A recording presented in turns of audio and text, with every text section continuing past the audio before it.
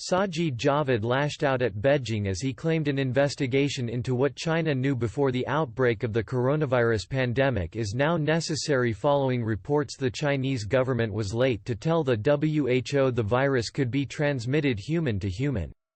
Speaking to BBC Radio 4's Today programme, the former chancellor claimed it will be necessary to investigate why China covered up important information about coronavirus in January and whether acting more transparently sooner would have made a difference into the spreading of COVID-19 across the world.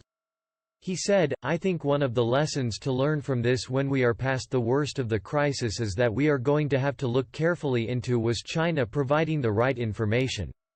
So is into the WHO. China didn't even admit to human-to-human transmission until some time in January, which was very late in the day, and I think it's a legitimate question to ask what they knew, when and how that could have made a difference." Asked whether U.S. President Donald Trump was right to withdraw funds to the World Health Organization over its handling of the coronavirus pandemic, Mr. Javid said he does not agree with the U.S. leader's decision. "Whilst there are legitimate questions to ask about the WHO, I think that now it's not the time and that's the wrong thing to do," he said. Echoing Mr. Javid's comments, Tory MP Tom Tugendhat said China is trying to exploit the global crisis triggered by the novel coronavirus outbreak by wresting control of companies such as Imagination Technologies and changing the Foreign Affairs Select Committee told Sky News, "We're seeing quite a lot of action by the Chinese state, or state-owned companies, that seem to be exploiting this moment. Companies like Imagination Technologies. It's been facing a rather hostile change in management in the last few weeks, which happened to coincide not just with the COVID crisis but also the Prime Minister being taken into hospital and the Easter weekend." Tugendhat also said he was concerned by Donald Trump's decision to suspend funding for the World Health Organization. "I am concerned by this," he said. "This is, of course, an important time for the WHO to be doing its job.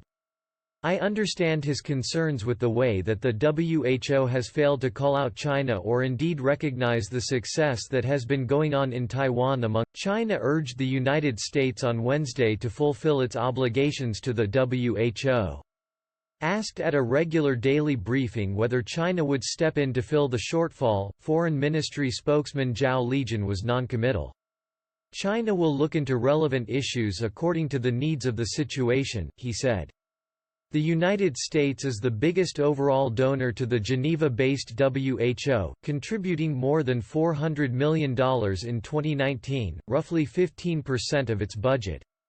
Zhao said the pandemic, which has infected nearly 2 million people globally, was at a critical stage and that Washington's decision would affect all countries of the world.